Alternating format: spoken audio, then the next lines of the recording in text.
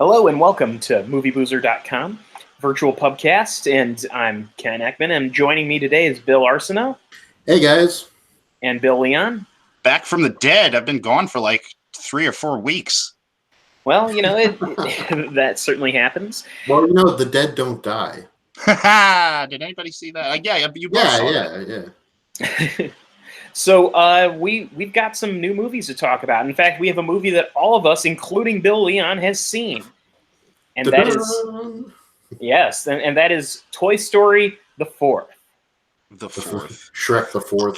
I got a funny story for you, actually. The Chinese restaurant that is like 2 doors down from us in the shopping center where I work, they had a sign up that said, "We will be closed July 3rd and 4th." It was a 3th. 3rd and 4th. I like that. That's like a meme right there. That like someone posts like a restaurant notice that is spelled incorrectly.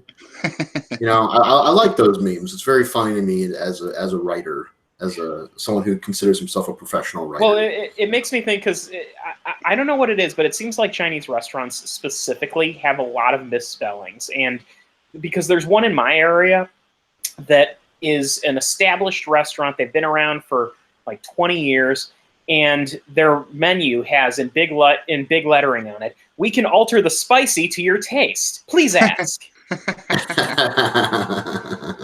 And you'd think at some point someone would correct them, but maybe it's a thing where that's part of the charm of it. Maybe they just don't even Google it. They're like, you know what, we're cool with this. Right. Spicy works for us. We can alter the spicy to your taste. Please ask. And by the way, no comma or anything, just one single thought. We can alter the spicy to your taste. Please ask. Exactly. Just one sentence. So, first of all, with Toy Story 4, I'm just going to put this out here.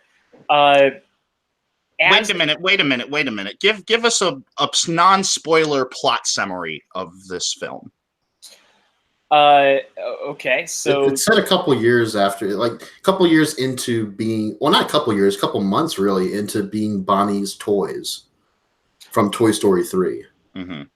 They were passed off from Andy to Bonnie. They've done 2 or 3 short films for television that take place when they're with Bonnie. And in fact, the combat Carls that appear in this movie are from one of those shorts.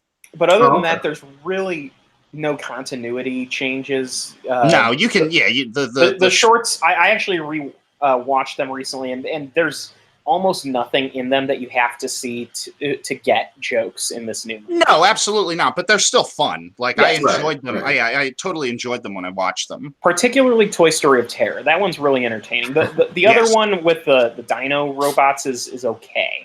Yeah, I'll agree with you on that one. So Bonnie is about to begin kindergarten, and Woody kind of feels a little left out of her life. Like she picks the girl sheriff, Jesse, yes, and constantly, and so he feels like, I could be helping out, I could be doing my thing, what is my purpose, in this new home, so he goes with her on a trip to the orientation of kindergarten and helps her, obviously without her knowing, create a toy from the trash. She created, in order to kind of further develop herself and gain confidence and stuff. Yeah, the class is doing sort of an art project. And the arts and crafts. Yeah, and she feels kind of left out too of the friends and the kids there and everything. So she builds out of popsicles, clay, and like some Twizzler sticks and pipe cleaners. Pipe cleaners, yeah, and a spork, a toy named Forky. Now, at first, it seems like Forky is not a living thing. At first, it seems like, okay, he's not really technically a toy. He's just trash. It'll just be something that they can just kind of laugh at, but also, understand that it will be helping Bonnie through this process. In the backpack that Woody is in, the Forky comes to life rather shockingly, and he just starts screaming. And he doesn't know that he's a toy. He knows that he's trash. Makes me think of the scene in Raising Arizona when John Goodman's escaping from prison. Yeah, right. He's It's like screaming, a birthing. "Ah!" It's like a birthing scene. That's exactly what they had. That's how they played it Mhm. and performed it. And so Forky is obsessed with garbage. Specifically being with garbage. He wants Specifically, he believes that he is garbage. because that's where he started from. But he doesn't realize that you could be manipulated into whatever.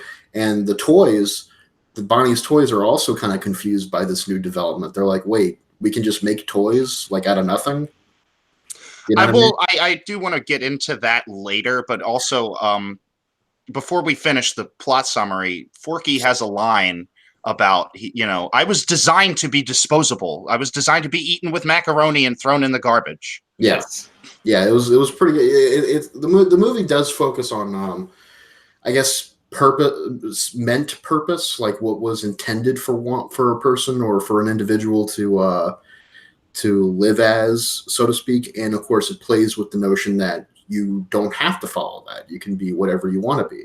Mm-hmm. And he's and Forky's experiencing sort of a existential crisis. Totally, yeah. Just he doesn't understand why he's alive or why he exists. He just knows that he wants to be with trash. Yeah, and so much so that he's not even following the rules of toys. He's just constantly moving, trying to get back into the garbage can or the wastebasket or whatever. Mhm. And Woody has to find ways to be with him so he can keep him in line.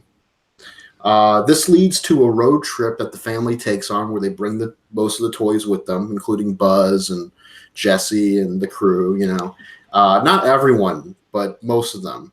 And Forky escapes, which means Woody has to go after him and bring him back to the next rest stop. Mm-hmm. While they're coming back to the next town, which is where most of the plot takes place in, he discovers that there may be a possibility that Bo Peep might be in an antique shop. Mhm. It was established earlier in the film, in the introduction, that a couple of years before, when they were still at Andy's, that how Bo Peep got taken away from the family. She was basically sold as a used toy. Not even a toy, because she was part of a lamp. Yeah, she was part of a lamp, and she was part of a collection of other stuff in a box. And Woody was like, this doesn't have to happen. I can save you. And she's like, and Bo Peep was like, look, there are other kids out there. There's other things that I can experience and stuff. It's my time to go. It's my time to go, basically. And so it's a little heartbreaking. It's a little bittersweet. And I really like the intro scene. It's a really good sequence. It's especially well, not to cut you off, but okay. I do like, and I don't think it's a spoiler to talk about the scene that comes before even the title comes up. Right. They're on a mission to save RC, who we have not seen since Toy Story 2. Yeah. We don't know what happened to him after that, but I just thought it was nice that they, acknowledge him. Yeah. Yeah. Yeah, and the scene is rendered really, really surprisingly crisp. Mm-hmm. Like it looks almost photorealistic. I heard an interview with the director, Josh Cooley. Yeah, and he said that one thing that they actually found themselves doing is that they were rendering the texture so realistically that it was starting to cross over into the sort of uncanny valley territory, which is like so real it was unbelievable. So they had to pull back a little bit. So they found out that they actually had to go in and basically lower the resolution of some of their renders, specifically to try to keep within at least some, the acceptable range of what they feels like a Toy Story movie. Well, that's good. That's a good line of thinking on their part, because whatever they did, it for the most part worked. I mean, there are moments in the film though where you're like, wow, I could be watching just a filmed shot of a city street or something. Right. It's incredibly crisp and clear and clean. Not clean all the time. When I say clean, I mean like the image is clean, not that what is in the image is clean. They could be in mud or something, and Another thing I learned from that interview is that you could render the graphics that the first Toy Story require. You could render the film in less time than it takes to watch it. Now, you mean? Yeah. Yeah. Wow. That's pretty cool. I like that. Because even back then we were like, whoa, this is really, Of course, now looking back in hindsight, it's like, well, that's where we were with animation back then. Now we've kind of, as Pixar has evolved. Mm-hmm. Toy Story 1 looks mostly fine. The Uncanny Valley aspect of Toy Story comes with the dog and the humans, and that's really about it. Right. Yeah. I mean, it's clearly not as highly detailed as modern. Actually, before Toy Story 4, Zach and I watched this movie together. And before that, we actually went through and we watched all 3 of the other Toy Story films in advance, and neither of us had seen them for a few years. Mm-hmm. And watching them back to back like that, it's amazing how big the leap is just from 1 to 2. Because, Toy Story 1 was 95, Toy Story 2 was 99. And even between those 2 films, the leap in graphical technology is so huge. I personally think Toy Story 2 is one of the best movie sequels of all time. Mm-hmm. I would agree. I would argue each one kind of has its own little place in that. I'm going to go ahead and jump out here and say that I think Toy Story 4 is also one of the greatest sequels of all time. Yeah, I would agree with that. Okay. Toy Story 3, I would say the same thing about. Yeah. I think Pixar bats perfect averages when it comes to Toy Story movies. They find ways to advance the story in really interesting ways, and I really don't have any negative criticisms for Toy Story 4 or Toy Story 3 for that matter, right. or Toy Story 2, or they're all great. They're all fantastic. Pretty much fantastic. Yeah. If I had to pick favorites, I still think 2 might be my favorite. But 4 gives it a run for its money. I really appreciated a lot of what this movie had to say. So there's a subplot in this movie involving the antique store that they get stuck in for a little bit of time, and a Gabby Gabby doll. Is this spoilers? No, not really. It's pretty early in. Okay. Yeah, it's early in, and it's just the obstacle they have to face. Mm-hmm. And this Gabby Gabby doll, which is like an old antique-ish doll, was created with a broken voice box, but she can still talk, like, to the other toys and everything, and she has kind of an army of ventriloquist dummies. They look like, I think they're supposed to look like Charlie McCarthy, which was an old ventriloquist dummy, but to me I just kept thinking of Goosebumps. They did manufacture Charlie McCarthy dolls, so that makes a lot of sense. It could be something like that, but nonetheless they are creepy. And so Gabby Gabby discovers that Woody is also an antique, essentially, and that Woody has a working voice box that can be manipulated to give her a fighting chance to become a real used toy. Mm-hmm. It's her dream to be specifically to be matched with this local girl that is like the antique shop's granddaughter. Mm-hmm. Yeah, Harmony is her name. Harmony, yeah. And so she dreams of being the new toy for this little girl, and she's like, "Will you help me make this dream a reality?" And Woody just kind of thinks she's, at first anyways, a little crazy and kind of an antagonist, like a villain character. But slowly we kind of peel back the layers, and you realize she's not so much being manipulative. I mean, she is, but it's for like a purpose that everyone kind of relates to. I'm going to call spoilers here because I won't go any further than that. But basically, that's the obstacle they have to face. Meanwhile, the RV is still at the rest stop, and the toys over the course of the day come up with ways to keep it stuck. Mm-hmm. They fuck up the tire. They mess up with mechanics. They do all sorts of things to a couple of things, actually. There's a pretty funny sequence where they're pretending to be the voice of the GPS. Right. And the father's like, what? Yeah. And then eventually they control the car, and that it just gets really wild. But it's really good. It's really funny.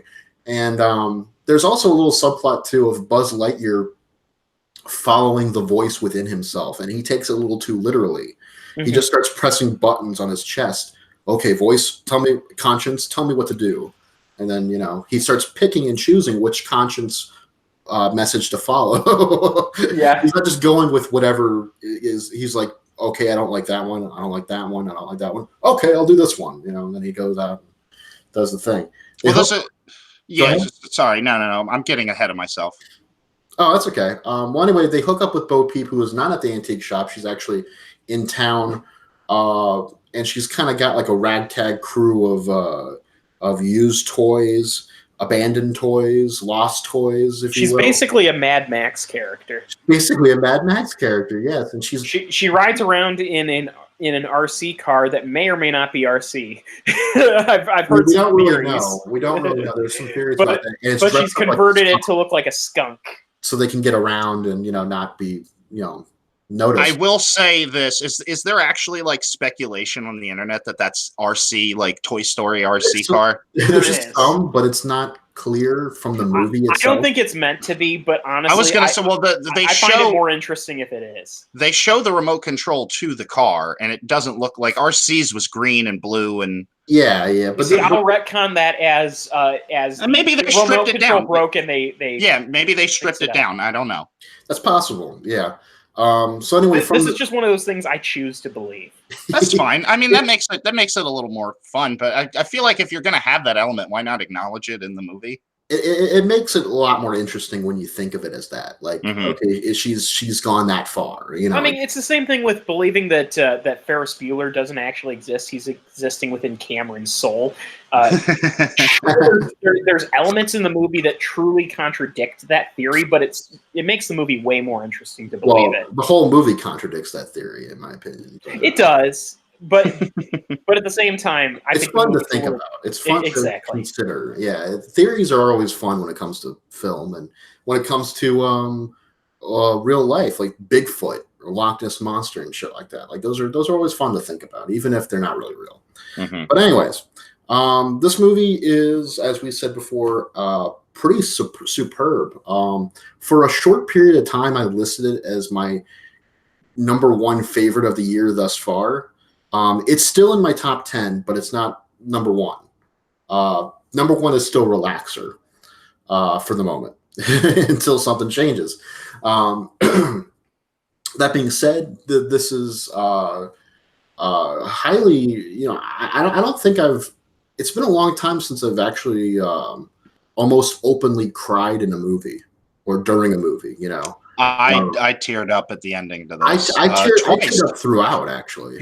Yeah, so Toy Story 3 did the same thing, the tear-jerking thing. Although I would argue that while Toy Story 3 felt like a wonderful way to end the franchise, this also felt like a wonderful way to end the franchise. And yet, like Toy Story 3, it still sets up the possibility of sequels. But unlike Toy Story 3, it sets up the possibility of two completely different sequel universes. One following what Woody is doing with Bo Peep, and one following Bonnie and her toys. Ooh, is that a spoiler? Well, we already called spoilers. Yeah, I already called spoilers. Oh, yeah, and so we may as well just call the spoiler for the end. Basically, Woody leaves the gang because he wants to hang out with Bo Peep. Bo Peep is a freewheeling toy who likes to be played with, but doesn't want to tie herself down to one owner. But more specifically, he wants to go around the world, experience new things. He feels like he's already kind of accomplished what his original purpose was, and he wants to get a piece of that Bo Peep, of course. he basically we all want to smooch with Annie Potts.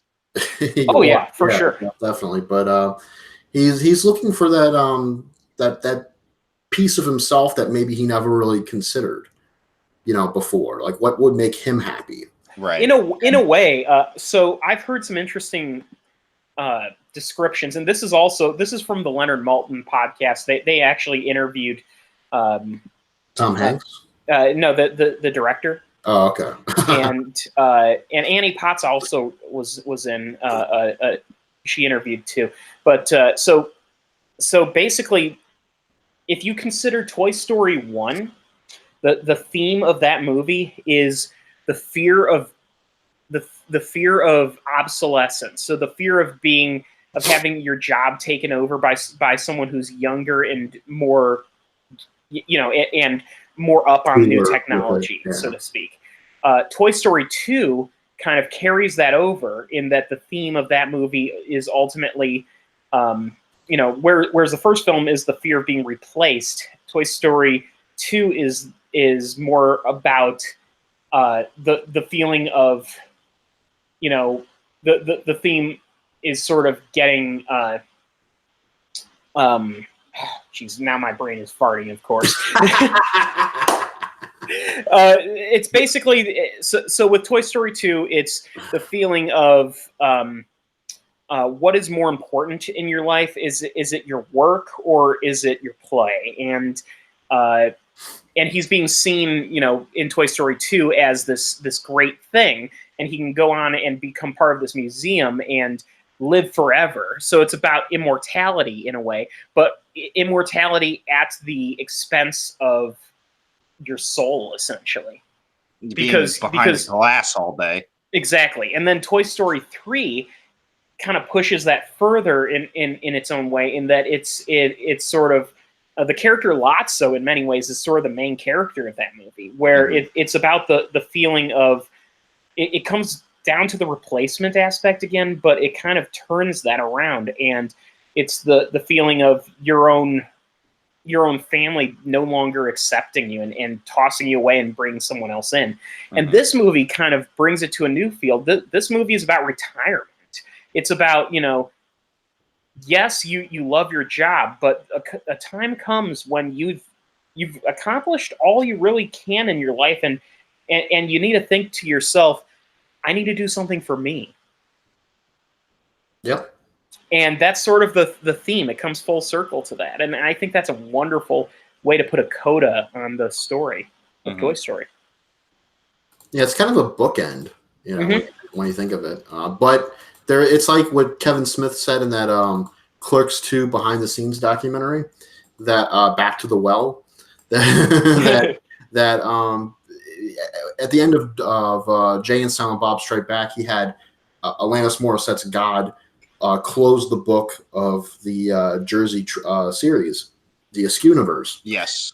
But he said there was still a couple pages left that were blank at the end. So there was a bookmark, and it wasn't at the end. Yeah, there was a bookmark. It wasn't at the end. Yeah, you're right.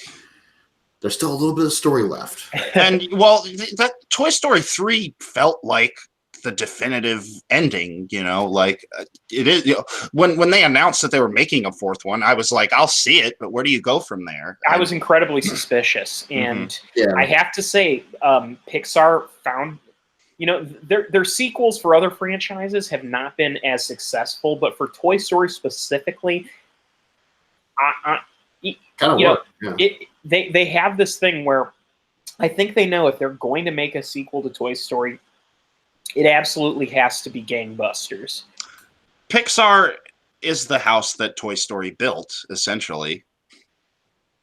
And I think because Pixar's been taking it on the chin lately. There's been, some mixed reception of some of their more recent films, and some great reception, but also some less so, and particularly with their sequels. And I think that they set out to sort of right the course of their movements with sequels with this film. And it's worth noting that, if you look at Pixar's announced movies, what they have coming up, it's interesting in that they've kind of gotten their sequels out of the way. I think the only sequel that they have announced in fact, I don't think they have an announced Pixar sequel coming up. Do you know of any? No, I know of Onward, and I know that there's another one. Something that's a little more like similar to Inside Out. Something with like intangible creatures and characters, But that's about it. I don't know of any others. So yeah, in fact, I just double checked, and Onward, and then the other movie that is announced is Soul, and it's a Pete Docter movie. And you talk about sequels, I'm thinking here, like you could probably do an Inside Out 2, but it feels like that would just go the way of your Monsters University or your Finding Dory, where it's like just bring Bug's Life back, bring Kevin Spacey back. That'll be great. I thought. And That John makes me Lasseter. sad. Bring them both back. Oh no! Well, Why are you doing Lasseter this? is probably Poor Dave Foley.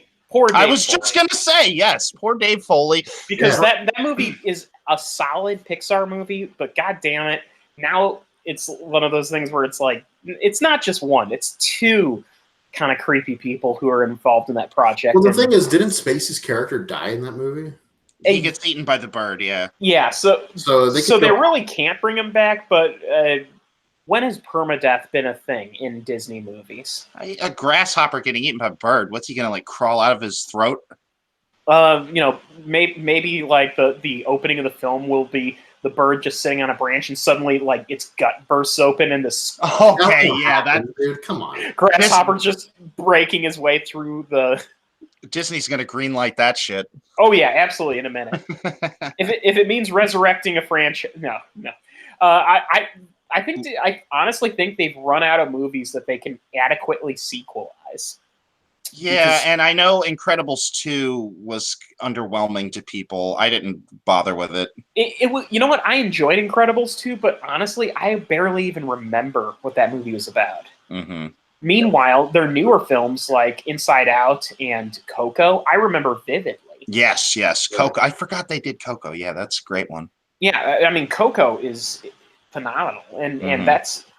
I think that might have, in my mind, that and Ratatouille are probably my favorites in Pixar's. Yeah, actually, you could probably come up with a Ratatouille sequel if you wanted to. Actually, I feel like we're about to sort of wrap up this conversation, so I do want to say, like, one of the main. There was a lot going on with the finale to this film. And for me, when the first Toy Story came out, I know you guys are a few years older than me. I was probably like Andy's age in 1995, and I bought every single Toy Story toy I could get my hands on and played with them and literally grew up with these characters and this franchise. My parents were total ninjas when it came to this, in that I asked for the Toy Story toys, but I didn't get them. Instead, what happened was we went to Burger King because Burger King was offering Toy Story toys that were like I had all of those too. Yeah, the Burger King. So the Burger King Woody and the which was more like a finger puppet, and then the Burger King Buzz Lightyear that was I totally had both of those. It was really janky because the wings just folded down; they didn't fold inwards. Mm-hmm. But at the same time, to me, at my age, at that time, I didn't care. I just had a Woody and a Buzz Lightyear. Right. And the only actual official Toy Story toy I was ever bought were the Army Men. And that's just because a bucket of the Army Men was about the same price as a bucket of normal Army Men. So, hey, that's not like licensed, but I get what you. I mean, same with like Mr. Potato Oh no, it was the official Toy Story Army Men. It was. They sold it in that bucket. Okay. I had a ton of Army Men growing up, and so you know what's a couple bucks for a bucket of Army Men? Right. But so, yeah, like I think part of why I got so emotional in the finale to this is because I have literally grown up with these characters. Oh, totally. Agreed. And yeah, like it was. I don't want to say it was an emotional gut punch because it wasn't negative. There was definitely a positive feeling, like they're going their separate ways, but they're doing what's best, and you know. But like even when Woody and Buzz hugged, man, like I kind of lost it. Couldn't hold them back anymore. Mm. Yeah. I will. Okay, so wait a minute though. Buzz is not in this movie as much as I feel like he should be. You know what? I give that a pass because he had a nice kind of his role in Toy Story 3 was pretty significant. They had the Spanish mode Buzz stuff, which was really funny. Yeah. So, you know, you can't concentrate on every character. You can't give them equal, because, you know, there's always going to be someone complaining, you know, where was Slinky Dog? Right. Well, that's another thing I want to bring up is, do you think they had a draft of this finished before Don Rickles passed? Most of the voice that I hear in there sounds like Tom Rickles. I don't think they replaced him. No. They didn't replace him. But that's the thing. My sister sent me an article that was like, Disney sifts through hundreds of Toy Story video games and movie clips to find Don Rickles' voice and not replace him. And I was like, he had like 3 lines in that movie. Like, you'd easily forget that he's there. Yeah. Well, I mean, that's my question though, is that like, did Mr. Potato Head have a bigger role in the original draft? Did Buzz have a bigger role in the original draft? Probably not, honestly. Okay, that's fine. I totally enjoyed the movie. I'm just curious if Don Rickles untimely, well, not untimely, he was old, but We've had our Buzz Lightyear. We've had plenty of Buzz Lightyear. I think, him being a smaller role in this film is okay. If they make another one, well, here's the thing. If they do make a Toy Story 5 and it concentrates on Bonnie, Buzz Lightyear is going to be basically in the Woody role. And I don't know how I feel. I don't think I want to see a Toy Story movie without Woody. Yeah, I mean, their three options are either make a movie that focuses on one of those two universes, or the third option would be to find a way to reunite Woody with the gang, and that would be contrived. I don't know how they would. Yeah, that would not. Yeah, I agree. Although, if they want to make shorts, I'll totally watch Woody and Bo Peep travel in the world shorts. If there's anyone that I'd like to see, again, it's Michael Keaton as Barbie's boyfriend, Ken. Ken, yeah. Because that was one of the highlights of 3. And, yeah. By request only, Ken. That's my Facebook image right now, that album cover, and it's going to remain as long as I can. I mean, it's just so awesome. Spoilers are over. Go see Toy Story 4. It's really good. Annie Potts is great. I'm glad that she's back. They did, I don't want to say woke, but Bo Peep was a little woke in this movie, for lack of a better word.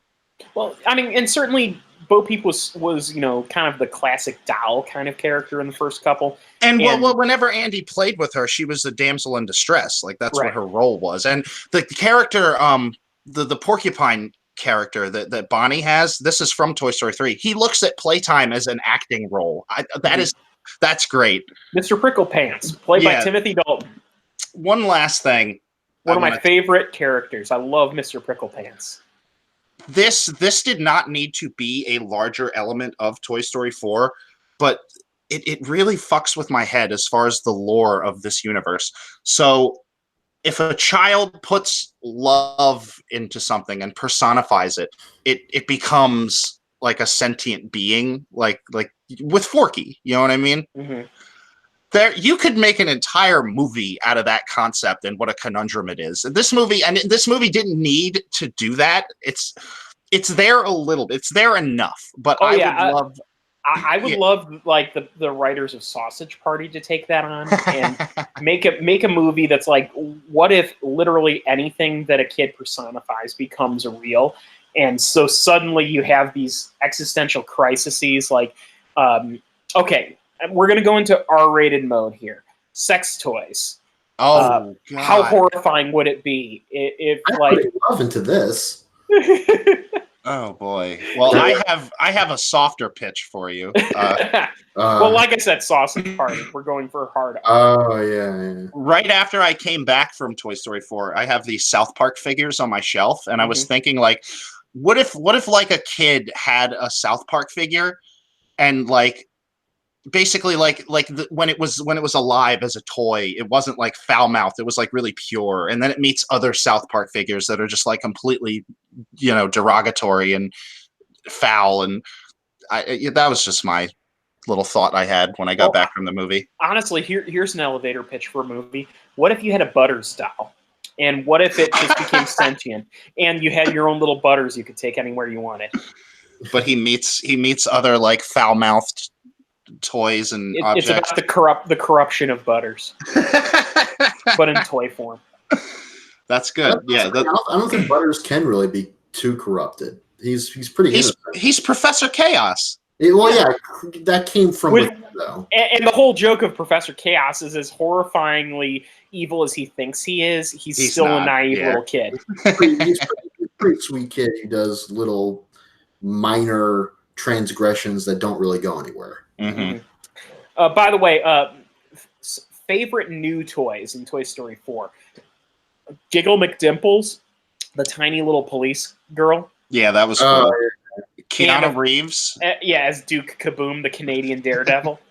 I actually looked that up because I was wondering if that was a real thing. I don't think that was a real thing. I think there's just riffing on Evel Knievel. Yeah. And that scene where he just blindly goes through the sign at the carnival, that was one of the scenes that made me tear up a little bit.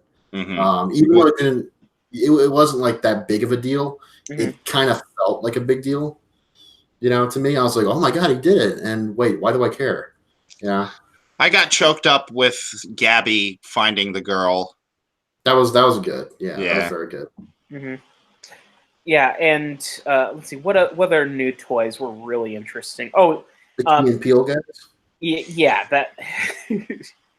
of they course. kept coming up with fantasies that they would just creep people out and attack That was people. hilarious. That was a hilarious sequence. Yeah, I liked those. They're, the standard stuffed non-licensed toys that you buy that you get at those carnivals. I lied. I do. Well, we've already been talking spoilers, but the one joke that like the payoff to which actually had me like cackling in the theater is when Jeff Garland's little unicorn guy, like in the beginning, at the beginning of the movie, he jokes about getting the dad thrown in jail, and then the dad gets pulled over. The dad gets pulled over by the cops, and he's just so ecstatic. He's like, he's going to jail. I have to say, to be a fly on the wall in that recording studio with friggin' Jeff Garland, because Jeff Garland, I don't know if you know this about him, he can't shut the fuck up. When he is an improv comedian by trade, and if you put a microphone in front of him, he will say whatever the hell he wants. I guarantee you that if he was brought in to say 2 lines, that's a 2-hour recording session minimum. So I hope when this comes out on Blu-ray, they have just the uncut footage of Jeff Garland riffing. Seriously, just go to friggin' podcast apps and find anything Jeff Garland's involved in. He will not shut the fuck up, no matter how hard people try, and it's always hilarious. There's another season of Curb Your Enthusiasm coming. Yeah. Oh yeah. Those have got to be amazing outtakes, by the way. All right, so I think we pretty much covered Toy Story 4. We may as well move on. There's only one logical leap from here. Yeah, well, I mean, the logical leap would be Child's Play. We're going to go... Oh, okay. We're going to mix things up and go to Midsummer. All right. Oh, okay. And now, you're the only one who's seen this, Bill, so you got to tell us about it. Yeah, it just came out last night. I guess because... it's Wednesday and it's before 4th of July, so they're like, let's just release movies, a little earlier this week. They do that sometimes. So I caught a double feature of Spider-Man: Far From Home, and then I went right into the next showtime, which was Midsummer. To briefly go over what the plot is, for starters, this is directed by our favorite filmmaker, Ari Aster, who directed the short film The Strange Thing About the Johnsons, and he directed the feature film Hereditary last year. Both great movies, both hilarious in their own ways, but also creepy. He likes to play around with those aspects of humanity that, what scares us, but also the fact that what's scaring us is very silly and kind of ridiculous to think about. So Midsummer is about a young woman and a young man played by Florence Pugh and Jack Rayner from Transformers 4. As among other movies like Free Fire, he was in Free Fire. I was going to say, please don't say Jack Rayner from Transformers 4. That was the first thought. But how about from like, Sing Street, which is legitimately a great performance. He did a really good job in Free Fire too. So he's a good actor outside of Transformers. I mean, everyone, no matter how bad of an actor you are a great actor outside of Transformers. Outside of Transformers, yeah, right. So they play a boyfriend-girlfriend couple, or girlfriend-boyfriend couple, however you want to look at it. And the girlfriend, Florence Pugh, is going through she's someone who suffers from panic attacks, and she's worried about her sister. It's revealed that something has happened with her sister, who is bipolar, and something has happened to her parents. The lead up to this is basically just a series of emails and phone calls that she sends to her sister, to her friends, and eventually to her boyfriend, who is out getting high and eating pizza with his friends, who tell him, dude, you should get out of this relationship. It's just ridiculous codependency. You need to get out and just start getting laid again. And he's like, I don't know, man. You know, he's kind of wishy-washy. He's not exactly the emotional support that she needs, but he's there. So he's kind of stuck. And there's a little resentment or not a lot. There's a lot of resentment, actually, that comes out in passive-aggressive ways on his end. Meanwhile, she wants him to be more supportive of her and, so on and so forth. Something does happen with the sister. This is in the first, 10 minutes. And it's not. It's more of a personal thing that happens to Florence Pugh's character that kind of kicks off the title credits and then eventually the main plot of the movie, which is this group of college friends, including the boyfriend and including the girlfriend, are going to go off to Sweden to hang out at one of their foreign exchange students' family communes, which is more like a cult, actually. When they arrive, they kind of realize this is very much like a weird little community, They get there, they take a lot of psychedelics like mushrooms and various concoctions of drinks and whatnot that have special properties and things like that. There's a genuinely creepy tone throughout the whole movie, and it has to do with the fact that the music and the facial expressions from the commune people are always happy and smiley, and the music kind of reflects that in a lot of ways, where it's peaceful, but it's also, there's a little bit of foreboding there. The music of this film is by a British musician who goes by the Haxon Cloak.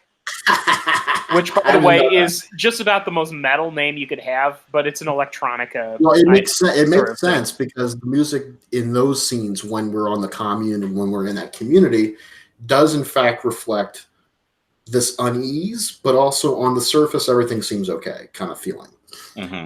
Or everything is in its place as it should be, but something doesn't quite feel right. As a group, they experience various rituals, one of which involves something involving two elderly people, which I don't want to get into because, that's not too big of a spoiler, but there's a shot in the trailer where Florence Pugh is looking up at something and then she gets a shocked expression on her face. That's that scene. Is it anything like the scene in Chappelle's Show where two elderly people are rolling around having sex with mayonnaise covering them? No, it's not that. Oh, okay. I was going to say, it would be disturbing. It would be disturbing, but there is something similar to that happens in this movie. Not involving old people directly, but old people certainly involving mayonnaise, right? Not involving mayonnaise, involving virginal sex. But oh boy, ew. Yes, the movie has a lot of rituals. There's even some revelations, of course, involving mayonnaise. Not mayonnaise. Shut the fuck up. Okay. It's the rule of threes. I had to say it one more time. Community based on mayonnaise. I like that. That's like a SpongeBob SquarePants thing, or a Rocco's Modern Life thing, like the sausage cult. Yes. What a callback. Yeah, I know, right? Well, they're coming out with a movie where the Rocco's Modern Life hits the modern times. We don't know what the process or we don't know the status of that yet, but yes. It should be coming out soon. That's what they keep saying. Well, anyways, Midsummer, we see that the girlfriend, she's still dealing with this trauma that happened with her sister, and she's hallucinating sometimes. Other times she's panicking, and then she's also trying to kind of acclimate to the community. So it reminds me very much of Melancholia in that Kirsten Dunst's character in that movie, in the second half anyways, is suffering from extreme depression and anxiety. And then only once it's revealed that the planet is going to crash into Earth, she starts being very calm and oh, this isn't a big deal for me. I'm at peace with this. This is nothing compared to the mental torture that I've put myself under.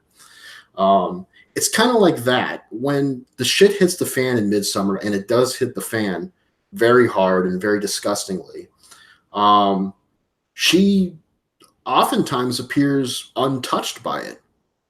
You know, it's amazing how calm she gets. She only reacts maybe a couple minutes after it's processed in her brain, but during the actual event of whatever she's witnessing, she's pretty okay with, or at the very least stunned by, but has like a stillness too. Um, the I kind of want to get into spoilers, but I don't really want to at the same time because Please don't. I'm going to be seeing this weekend. Okay, that will rob you guys of the absolute joy of what happens eventually. There is I know in the trailers they show a quick clip of a disfigured character, or rather a character with a disability, as it's revealed in the movie. This is a cult member who has a disability, and they get into it a little bit as to why this person is the way they are. This person basically is not their leader, but it does come up with their scriptures and is an intentional product of incest. Oh God. And that's a shocking revelation because like you don't know how to handle that. It's like, wait, what did you just tell me? You know? So as the movie goes on, you learn little things. I can tell you that's about where it stops as far as the incest goes. But that doesn't stop with the shocking shit. I mean, you get gruesome gore, and the gore here looks really good as far as like if you've ever seen like Faces of Death or if you've ever unfortunately watched come upon like really horrible death videos online. You know, if you were alive in the time when websites like Meat and Cheese were around. Yes, like or whatever. Yeah, I can't think of too many because I don't go to these sites, but I have on occasion been around friends who have been to these sites, like in college, and I've seen some footage and I've seen some pics, and like 2 guys or 3 guys, 1 hammer or something, and oh God, that was awful. I mean, I can't believe they showed that to me. Or God forbid, 1 guy, 1 jar. Don't Google it if you know if you don't know what it is. Some horrible shit, but this gets it pretty correct, photorealistic. Like the prosthetics, the props, everything, and the sound effects when it comes to these gory, you know, killing moments, if you want to call them that, which I guess they are. They really hit hard, you know, and they probably because they do look so real. They do look so fully rendered. It's kind of like in Hereditary when the girl gets accidentally killed by like an electrical sign, or what was it? Like it was just a pole. It was an utility pole. The utility pole. She stuck her head out the window and got hit by it and got decapitated. Basically, like the top half of her head got flown off. There's a lot of that in this movie, like involving like skull crushings and skinning and things like that, you know, cutting and slicing and, you know, all that stuff. It reminded me a little bit of Texas Chainsaw Massacre in a lot of ways, as far as those elements are concerned. Mm-hmm. But it still maintained its atmosphere and its attitude of there's something not right, but everything seems easy on the surface, despite the fact that all this is crazy, but everyone else doesn't think this is crazy. You know what I mean? Like you're the crazy one for thinking it's crazy, kind of thing. And the movie itself is kind of like this. I called it a flat out comedy, and I was the only one laughing in the theater. Actually, no, that's not true. I was probably the loudest one laughing in the theater. There were people laughing, but they were more like chuckling in uncomfortable stillness, you know. Meanwhile, I was just flat out laughing, but in a good way. I felt like I was on the same wavelength as the movie. It felt very much like this was a comedy of errors involving a relationship that should have been over months ago. It was basically that. It was like a revenge relationship film, and but it done up in this really weird, fantastical, funny kind of way. And I don't know if it matches Hereditary exactly as far as what Hereditary made me feel. To me, like that finale of Hereditary made my jaw drop. That was just my reaction to it. Here, it kind of just felt right. It didn't jaw drop me, but it did feel right. It did feel, like this is where I'm still not sold on the ending to Hereditary, so I know. I'm probably in the minority.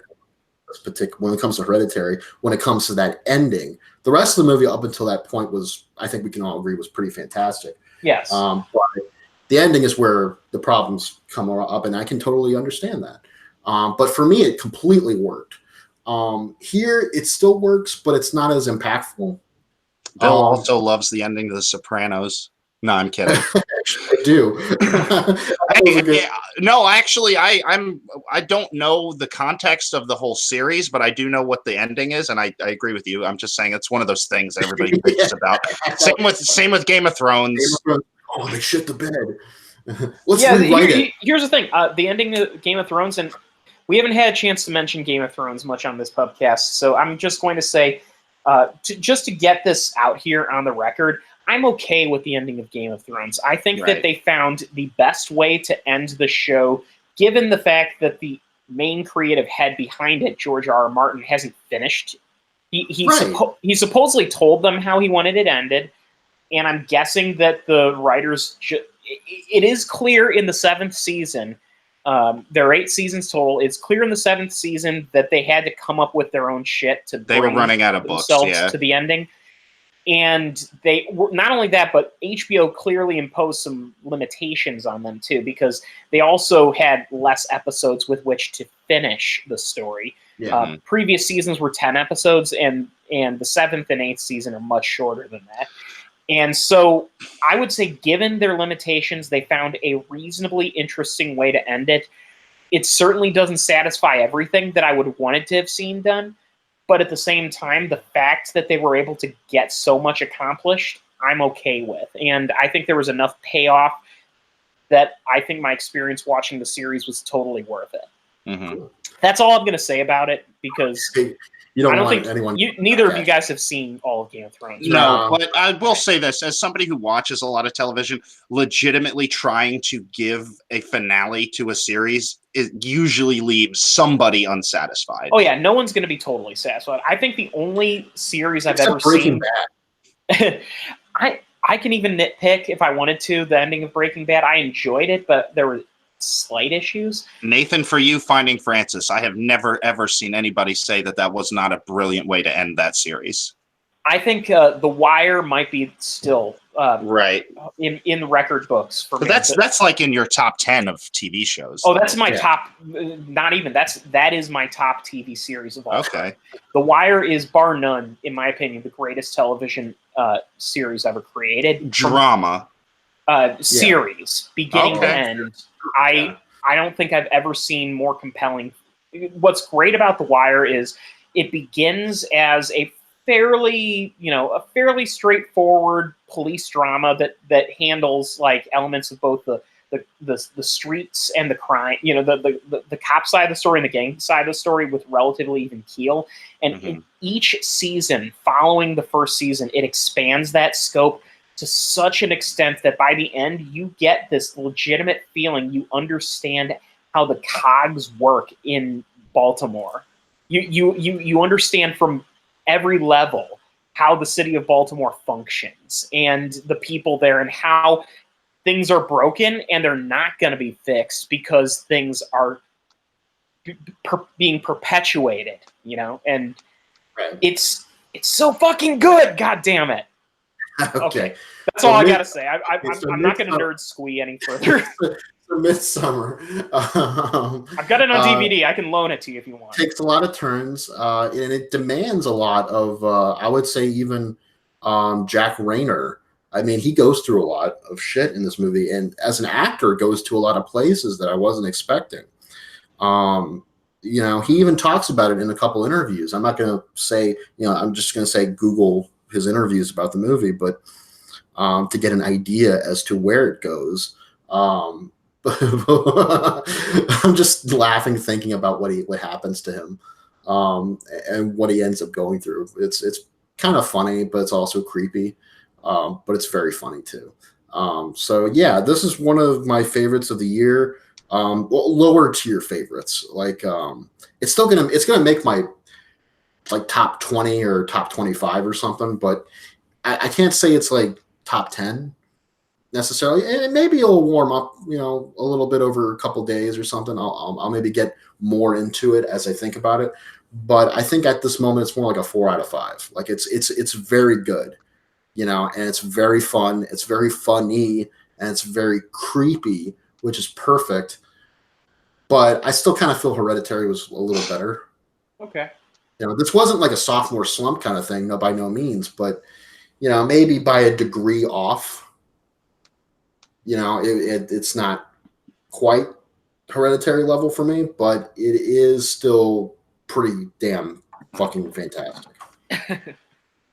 All right, well, that's a good segue then for us to move into the next horror film on our list, which is Child's Play. So, first of all, I'm the only one who saw that, right? No, I saw it too. Oh, you did? Oh, excellent. Okay. And I reviewed it. Yeah, not for the site. I did not see it, but do not worry about spoilers. Yeah, the movie does kind of go off on different Well, here's the thing. As far as spoilers, there's nothing that you will take as completely unexpected in this film. It pretty much breaks down the way you would expect it to do.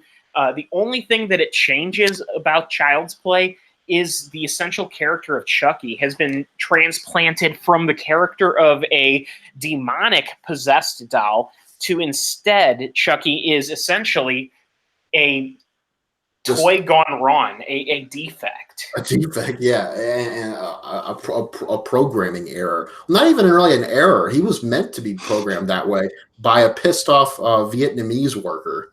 Yeah, so the movie opens up in this dingy... It opens up brilliantly, dude, in a brilliantly campy 80s kind of way. We see thunder and lightning, which represents evil and something dark about to happen. Then we cut to the inside of this sweatshop where Vietnamese workers are working round the clock to finish the Buddy doll. This is after seeing a corporate CEO talk about the Buddy doll, by the way, and like in a commercial kind of thing, like an Apple pitch.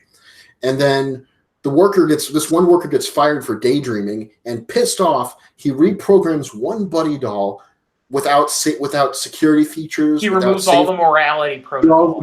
The morality protocols. Basically, the Philip K. Dick rules that you put in there. Which is funny that they would even be in there in the first place. But like someone said, we should have this in there, but let's put safety protocols in there too, so it doesn't do these things.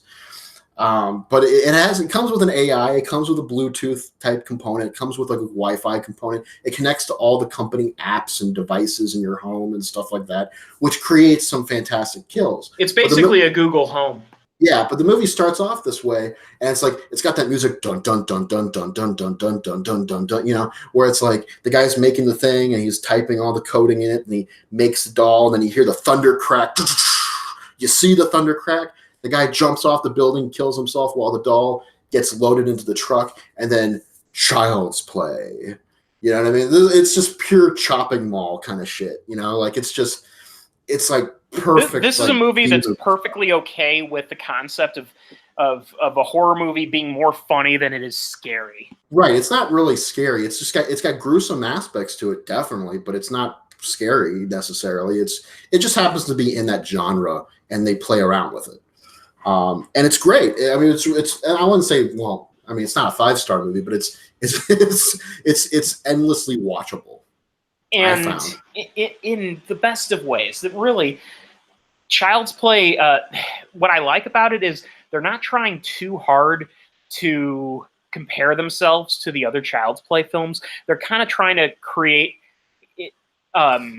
their own version of it, but doing their own little thing. And I appreciated that just because simply, I think my biggest roadblock to seeing this movie was that I was a little bit worried that Brad Dourif wasn't voicing over Chucky, because to me, that there is no Child's Play without Brad Dourif. Well, if I understand correctly, there's actually a studio, like 2 studios own the rights to this particular story, this particular franchise. Mhm. And one is the actual, like, the Brad Dourif Chucky series, and the other is this. And so they kind of they went with this, and they had to kind of change it up a little bit. Do Mark Hamill, they had to do, they wanted to do the Wi-Fi thing. They added some other aspects to it, And by the way, Mark Hamill does an excellent fucking job in this movie. He's great. He's a voice actor. He's very good. So what's really great is Chucky does go through a legitimate arc in this, in that the whole idea is Chucky is a doll who he does not fully understand, at least at first. He doesn't fully understand that what he's doing is essentially evil. All he understands is he's programmed to imprint on his one owner as the person that he will love forever, and do whatever he can to keep happy. And the problem is he's had his morality protocols removed, so that he sees things like there's this wonderful scene where he watches as the kids are watching a horror movie, and he sees that the kids are loving every minute of it. Movie, actually. And so he immediately, his computer brain tells him that violence is will make this kid happy. Make his owner happy. He takes a knife, he lunges after one of the kids. He's like, I thought it'd make you happy. And the guy's like, no, fuck no. What are you doing? And over the course of the film, you watch as Chucky becomes more and more intelligent. He's there's kind of the twist in the movie where he realizes that, I think the big time, the twist is when he realizes his owner is not going to love him. He decides, if you aren't going to love me, no one is going to love me. Yeah, or no one's going to love you, or something like that. Yeah, exactly. And so he sets out to ruin the life of his owner and just fuck the world up. Right, like he's connected to all these different services from this one company, which again was a wonderful '80s kind of touch. The whole Reaganomics, the Kaslan Corporation, like the corporate takeovers, that kind of stuff. They were kind of doing a more of an Apple kind of thing here, or a Google kind of thing, even.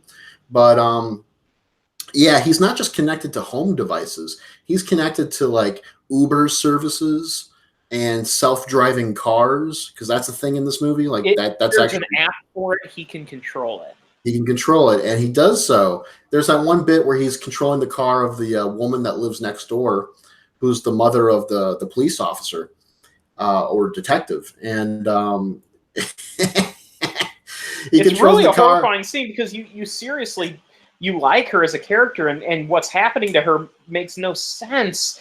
Because she's such a nice character, you don't want to see her die, but at the same time, it's how it establishes how truly awful Chucky has become.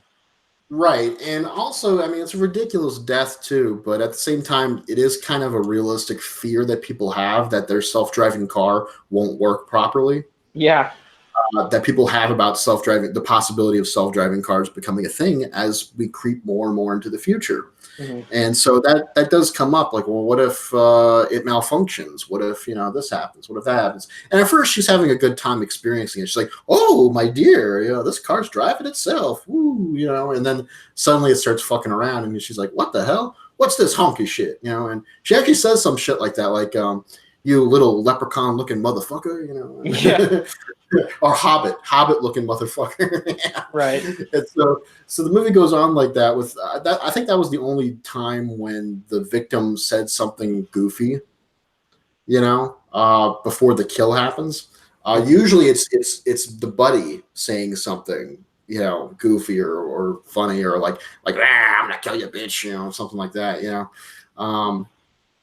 The movie goes off the rails at the end, but before we get to that, I want to get to a funny little escapade involving the kids, specifically the main kid and his two new friends. Buddy, we're gonna talk about the head, aren't we? The buddy basically kills the lover of the main kid's mom, played by Aubrey Plaza. The lover, or the boyfriend, is kind of a dick. Kind of a real big dick, and also he's married and he has a family, and he goes off after having sex with Aubrey Plaza, that kind of thing. So Buddy thinks this will make his kid happy. So he kills this guy with a lawnmower, and then he carves off his fucking face and puts over, or the skin around his face, around his head actually, and puts it over a fucking watermelon and props it on the kid's desk. He's like, I thought it'd make you happy. And the guy's like, no, what the fuck? Oh, this is gross. So he brings his friends over, and they're like all shocked and vomiting and everything. And they're like, what do we do? And this is crazy. And they're like, well, we got to get rid of it. We got to wrap it up or something. So they wrap it up in a gift wrap. Because it's the only thing they have on hand. They wrap it up in gift wrap. And they're thinking we'll just throw it down the garbage chute and leave it at that. Which is another kid's logic thing. Like, really, they should go out of town and drop it in the woods or something. Yeah. But they're thinking, we'll just put it in the garbage. It's fine. Well, the mother comes in and she's like, what do you got there? And he's like, oh, it's a gift for my neighbor. So they go to the neighbor's place, and, she holds on to it for a little while, thinking like, oh, this is just some whatever random thing.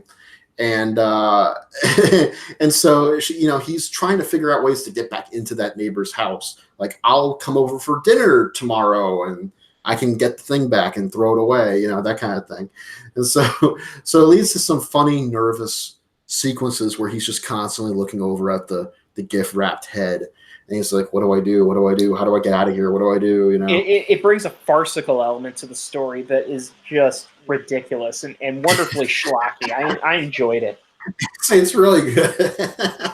And then, of course, the finale of the movie, the climax, which is the Buddy 2 doll, is being launched at this discount Kmart store. Yeah.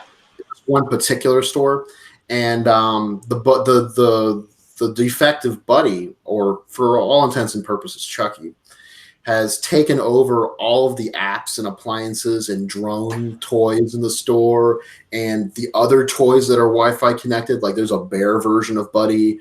There's another version of Buddy that's like something else, and a blonde Buddy and stuff. He takes over everything, and he's just killing people left and right. But before he kills everyone, or starts to kill everyone, he slices into the neck of a guy wearing a Buddy costume.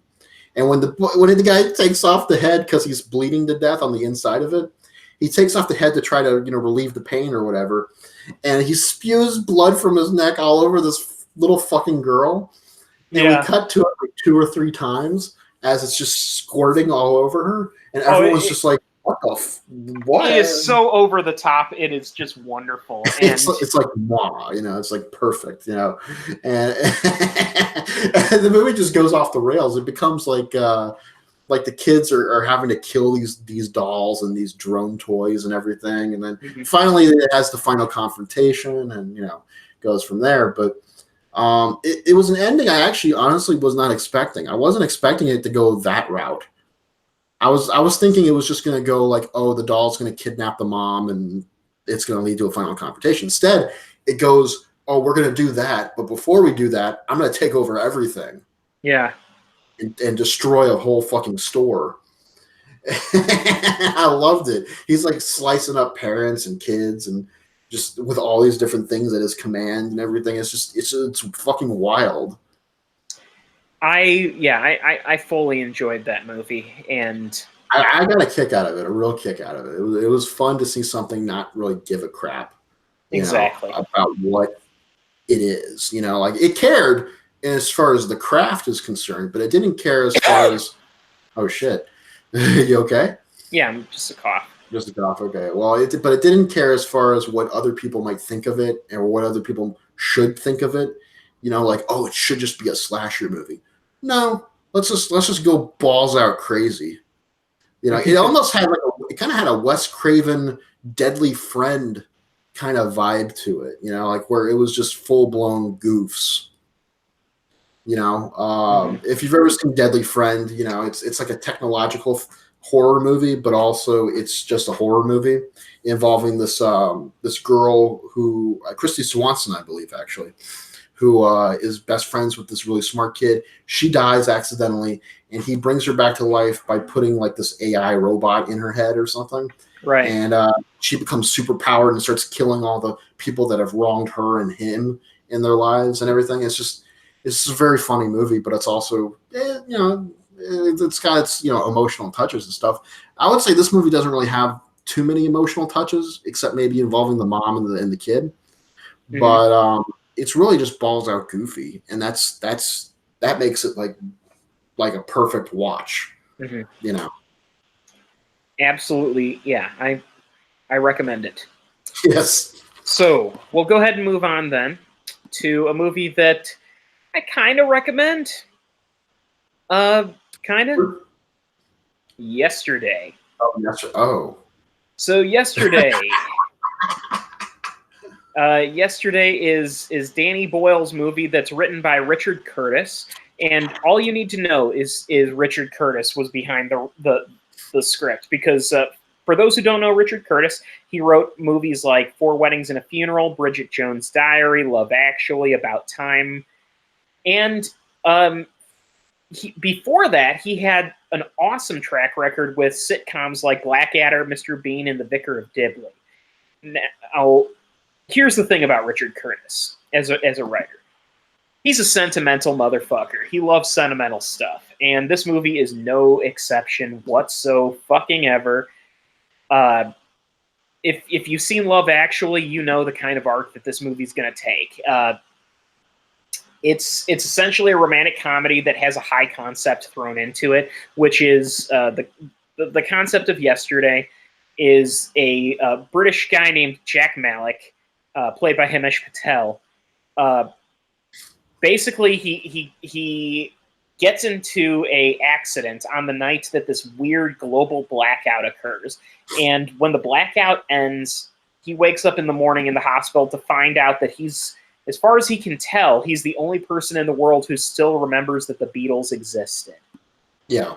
It's like he's entered some sort of weird time loop, like a version of the present day where the Beatles don't exist. And as the film goes on, he learns a few other things have disappeared. Oasis doesn't exist, which of course makes sense. Without the Beatles, you wouldn't have Oasis. But also, on top of that, like Coca-Cola doesn't exist, and and Harry Potter doesn't exist. Although that's sort of a spoiler, but it doesn't matter. That's okay. And so with that, kind of an interesting concept. Since he's the only one, as far as he can tell, that remembers the Beatles, he's a struggling songwriter himself who really hasn't gotten much credit for what he's, for his songs. And he's decided, you know what? No one remembers the Beatles. Maybe I'll start playing Beatles songs and see what happens. And it turns out that he starts, getting attention, and a big-time agent tries to sign him, and he starts putting together this thing. He's sort of discovered by Ed Sheeran, the pop star. He what? Yeah, pop star Ed Sheeran. Oh, yeah. Yeah, he discovers Jack and invites him on his tour. Okay. So, it's a high-concept idea, and being a Richard Curtis screenplay, there is plenty of clever dialogue intermixed in this that keeps things interesting and entertaining. But the base story is a very straightforward boilerplate romantic comedy, because Jack's girlfriend / agent is basically it's this pretty girl who somehow Jack has never noticed loves him for like the years that she's been supporting him in spite of all of his failures. And so only after he becomes famous does he realize that she loves him, and now she doesn't want to be with him because he's taken too long. And it's your typical romantic comedy thing where it's like, you missed your opportunity. You've had 10 years to take your opportunity. Blah, blah, blah. It's the problem I have with these movies is Richard Curtis can write dialogue so well. He can write characters so well, but he always bases his films on very basic premises that have been done so many times before that it's hard to give a full recommendation. Yeah. So, yeah, it's... Well, let me ask you, does John Lennon and Paul McCartney exist in this world? Okay, so I'll go ahead and spoil it for you. So the only Beatle who actually shows up in this film is, and it's sort of the pivotal point of the movie, it turns out John Lennon is in fact alive, Now, mind you, he was, because he didn't become John Lennon of the Beatles, he was never assassinated. So he's alive and well and living in a country, living on a seaside, in a little seaside village, Sure. and this beautiful place where he's never become famous, but he's become an artist, so to speak, and he's lived his life and feels like he's lived his life well.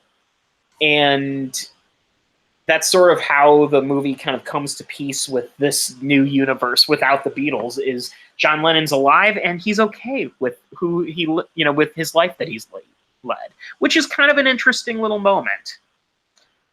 Okay. Well, did you confront Jack?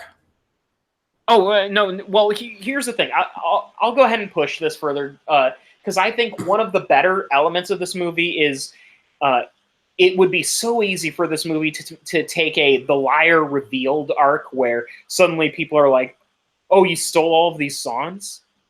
Oh, right. I thought I knew you, man. And then, there's the period of time when he's sulking and he has to rebuild his life. And that does not happen in this movie, believe it or not. So it's revealed that there are two other people on Earth who remember the Beatles, and they're just so relieved that there's someone else who remembers the Beatles, and not only that, but has the talent and ability to play their music, that they're happy with him playing the Beatles. They're okay. You keep doing your thing. And then, as an extra twist, he owns the fact that he didn't write these songs, and rather than become a billionaire on the Beatles' music, he uses his first big coming out party as an artist to announce that these songs were not written by me. I'm sorry, but I didn't write them. But here's all of their songs free, and he just pushes it out there for everyone to experience and enjoy. And he's like, and he goes back and moves back with his girlfriend and becomes a teacher. Oh, okay. So it's instead of the liar revealed, he owns up to it, and he's not confronted. And I thought that was creative. Overall, is this movie great? No. Is it good? Yeah, I think so. It's fine. This movie is the perfect Saturday afternoon movie. It's a movie where you got nothing else to do. You're in kind of a dark mood, and you need something to pick you up, and you've got family over, and you're like, you know what? Let's put this on. We can watch this and enjoy it, and it's not going to offend anyone. But it's it's cleverly written enough that you feel like you're getting something. Yeah. Out of the experience. It's not an empty experience. It's enjoyable. It's worth your time. Okay. Yeah. And that's not. I don't mean to make it seem like I'm knocking the movie.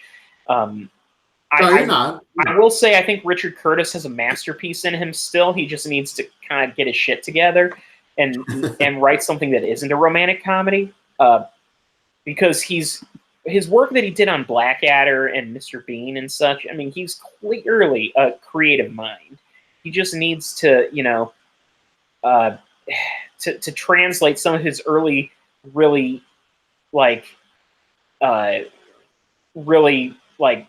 incisive stuff into his movies, and maybe he'll do that eventually.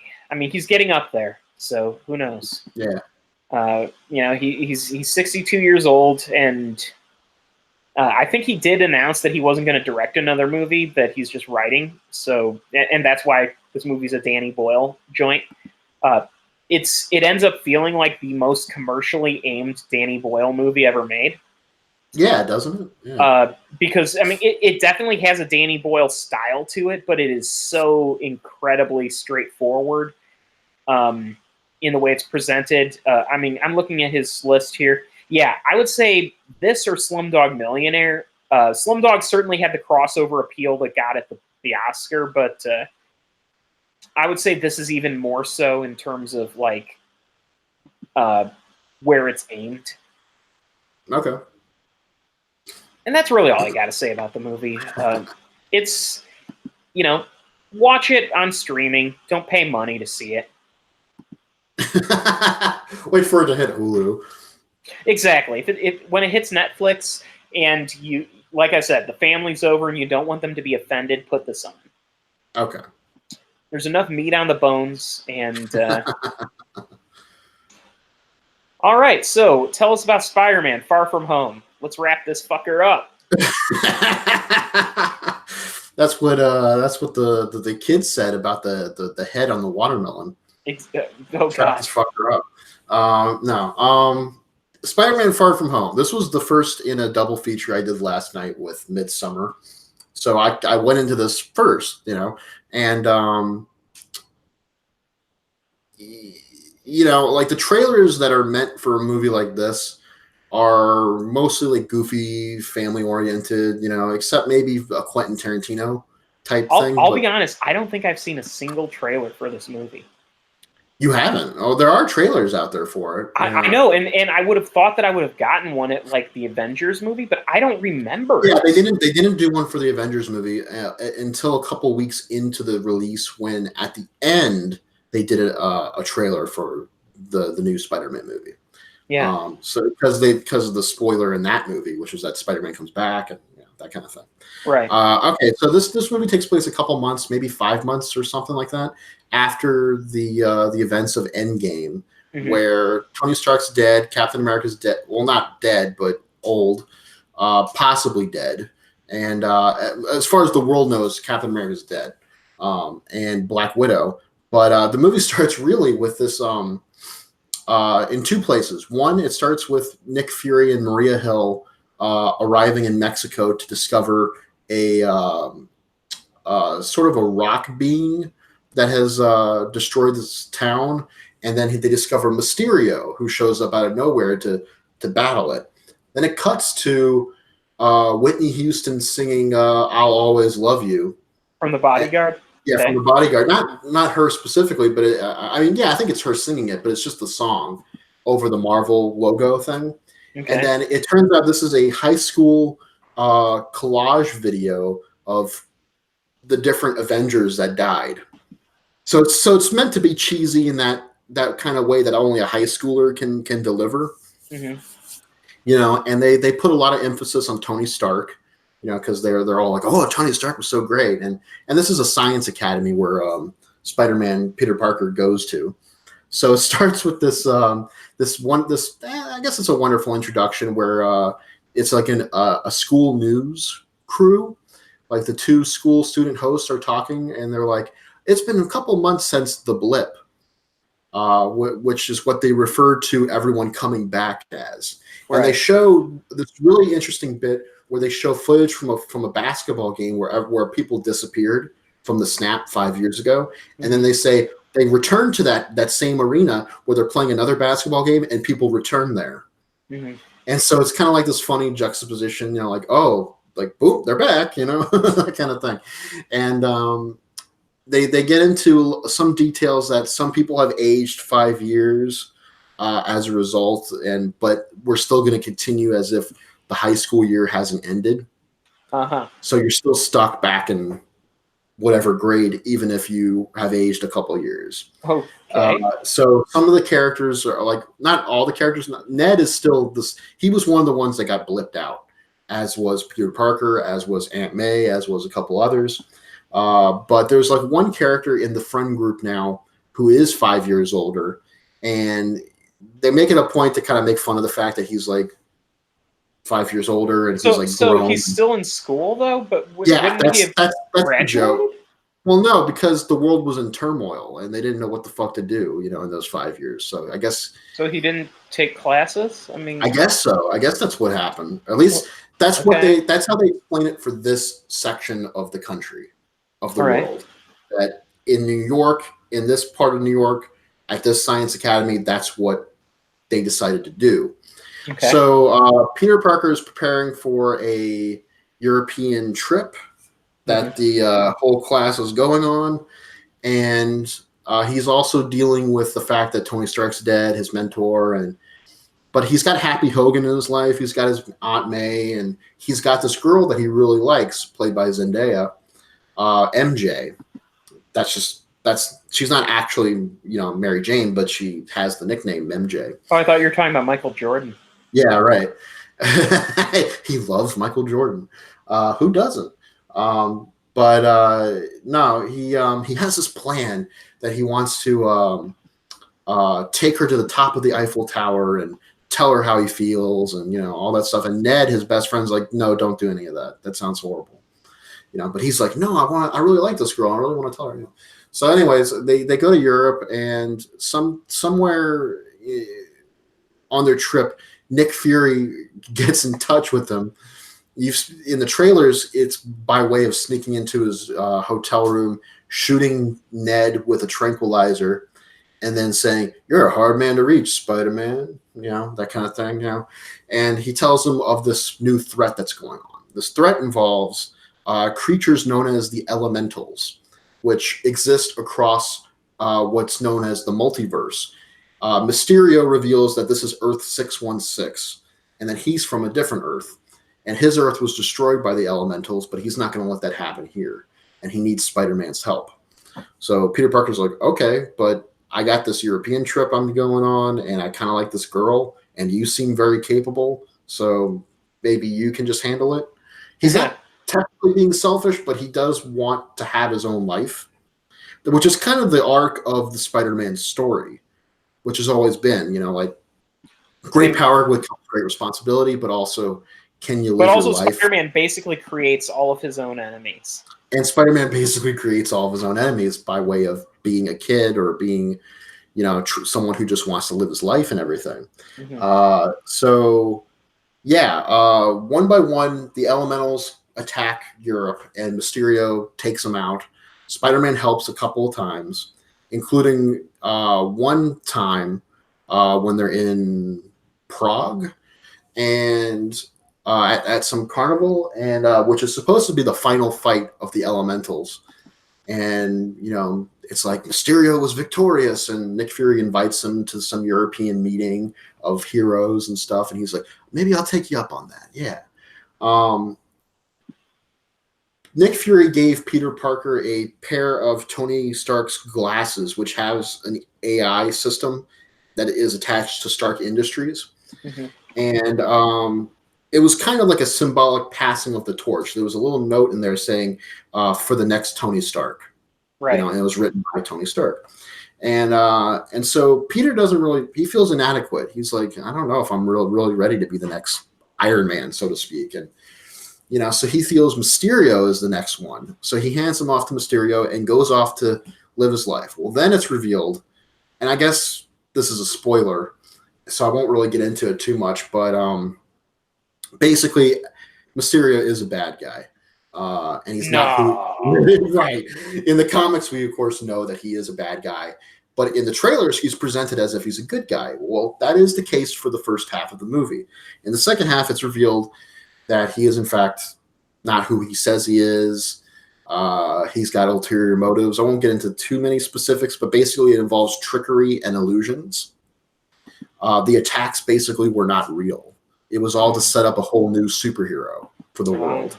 It was basically a marketing package, which is kind of an interesting take. Jake Gyllenhaal chews the scenery big time in this movie.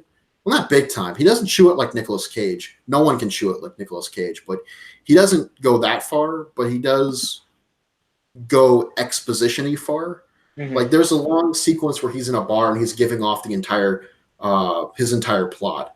He's like, we did this, and then we did that, and we're going to do this, and da-da-da-da-da. And it's like, okay, we get it. You're explaining what you're a bad guy and what you've done. Move on. You know what I mean? We get it. It kind of goes on forever. So eventually Spider-Man, Peter Parker finds out about this, and he has to deal with it. At which point he kind of regains confidence and, all that stuff and blah, blah, blah. The movie isn't bad, but I kind of felt this was a step down from Homecoming and a step down from the Spider-Man series in general. Not from the Amazing Spider-Man series. That was just a train wreck. Even though we kind of gave those movies somewhat good reviews when they initially came out, upon hindsight and upon coming out of a stupor, those movies are pretty terrible. I think it was desperation, and I didn't give the first movie a positive review. The second movie, I still say the second movie is better than the first one. Second movie is better than the first one. It does it does some things right, but it also does a lot of things wrong. It does a lot of things wrong. And Spider-Man: Far From Home, I wrote in Letterboxd, I gave it like a 2.5 out of 5. Like, I felt this was still just barely good enough. Obviously it's a Marvel film, it's an MCU film, and they're not going to do a movie like this and be, too terrible. But at the same time, it did feel a little like a step down and a little bit like they were dragging their feet, kind of. Mm-hmm. Like, even though Mysterio what he represented was a really good obstacle for Peter Parker, and what he represented and what he did to Peter Parker by the end of the movie was really cool. Especially the mid-credit scene, which I'm not going to get into whatsoever. It's a nice little it's a nice little fan service thing, but it also kind of updates you on certain characters and brings them into the real world a little bit more so. Like, we get a nice little touch from the Daily Bugle and things like that, and then we find out what Nick Fury's up to and all this other stuff. But it's almost like the movie existed just to get to those mid-credit, end-credit scenes. It didn't really feel like they were having too much fun doing the movie. It felt like they were just kind of going through the motions, which may have not been the case. I'm sure they were actually having fun making this movie. Otherwise you wouldn't make a movie unless you were just being paid, which I guess does happen, like Nicolas Cage. Yeah, people tend to get paid for movies. Yes.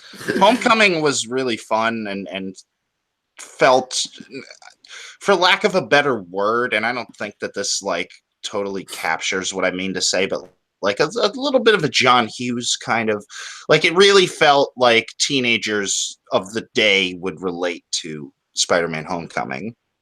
Yeah, Far From Home is more like, where do we go from here? We don't really know. Endgame was kind of a big fucking deal, and let's just do a European vacation, It's not a bad movie. National Lampoon's Spider-Man Vacation. It's not even like that. I mean, there are some goofs in the movie, don't get me wrong. A lot of goofs, actually, and they're pretty funny. But at the same time, like I said, it feels like it's dragging its feet. It feels like it's just biding its time, and that's kind of a shame because the movie's a little over 2 hours, and you can feel its length. It's not like Midsummer, where Midsummer is almost 2 hours. I think maybe it's in that mark, but at the same time, you're really into that world despite its slow-moving nature. You're still kind of really invested in it. Far From Home, you're more invested in it from a what's going to happen next, like a soap opera point of view. What's the twist? Mm-hmm. It's almost like just so you can write down what happened, so you can follow the continuity of the MCU.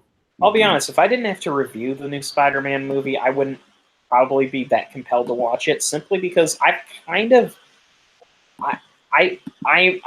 done with these Marvel movies. As much as I did enjoy Endgame, I feel like it's time to put it to bed for a while. Well, they're not going to do that. They're not going to. It's time, though, and I would not be surprised if there's some genuine Marvel fatigue that's starting to set in with people. People have been saying that for years, though. Well, that's the thing. I mean, the Captain Marvel movie did okay. Endgame did great, but it was always going to, because it's the finale of the MCU as we knew it. Of the Infinity arc, yeah. The culmination of 10 years of work. Exactly, but I will be interested to see how Far From Home performs, simply because I would not be surprised if it slightly underperforms. Mm-hmm. I'm not going to say that it's going to bomb. It's probably still going to pull a profit, but I'll bet you it's not going to live up to the expectations. Mm-hmm. Well, we'll definitely see. But yeah, I would say my rating would be, it's a good movie, but it's kind of underwhelming. All right. Well, that is our final movie. So we have, so coming up this weekend, I mean, I'm going to be seeing Spider-Man: Far From Home. I'll probably see Midsummer. Do see Midsummer. We will all be watching Twisted Pair together tomorrow. Maybe we can review that on the podcast. That'd be fun. That would be fun, yeah. And so, yeah, there's some other movies coming out this weekend. I can't really think of them right off the top of my head. Yeah, those are the only movies I can see as far as Box Office Mojo lists. So, yeah, we'll see you next week with more. And Take it easy. Don't tell Daddy Breen.